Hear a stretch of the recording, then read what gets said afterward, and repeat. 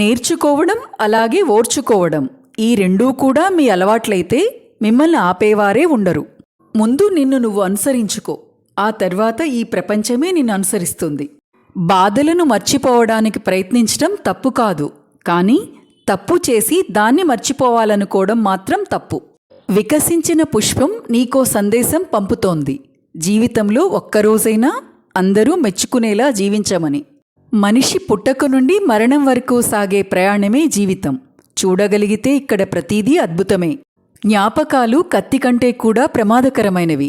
కత్తి మనిషిని ఒక్కసారే చంపుతుంది, కానీ జ్ఞాపకాలు మాత్రం ప్రతిక్షణం పొడిచి పొడిచి చంపుతూనే ఉంటాయి.